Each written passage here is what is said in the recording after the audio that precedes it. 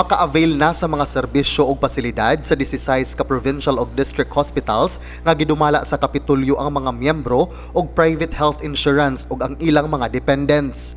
Aduna nay gi-accredit ang kagamhanan sa lalawigan sa Sugbo nga private health insurance nga mao ang Care Health Plus Systems International Incorporated. Nagpinirmahay og Memorandum of Agreement ang probinsya sa Sugbo nga girepresentahan ni Gobernador Gwen Garcia ug ang Care Health Plus nga gipresentahan ni Leonardo Sison nga maoy ilang Senior Assistant Vice President ug PhilHealth Insurance Corporation nga girepresentahan ni Dr. Edwin Orinia ang ilang Acting Regional Vice President ni adtong Miyerkules, Mayo 19.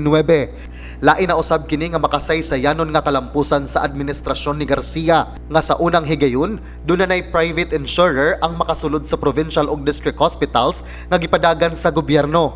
Nakalatid sa maong MOA nga ang mga miyembro sa Care Health Plus ug ang ilang mga dependents mamahimong mogamit sa emergency consultations ug treatment, outpatient services ug medical ug surgical inpatient services sa 4 ka mga provincial hospitals ug 12 ka mga district hospitals nga gidumala sa Kapitolyo.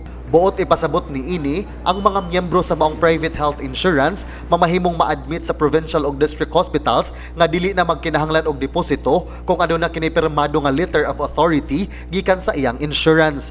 Sa mga emergency nga kaso, mamahimo nga membership card o company ID lang sa miyembro ang ipakita. Magpahibaw usab ang ospital ngadto sa insurance company sa tanang laboratorio og diagnostic exams og surgical procedures nga ilang pagabuhaton ngadto sa pasyente.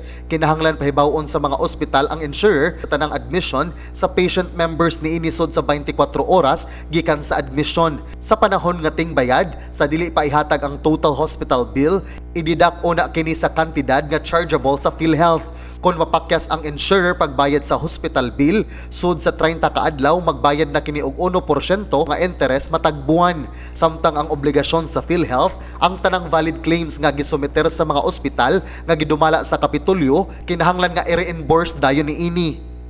John Fredson Granada, Balita sa Sugbo.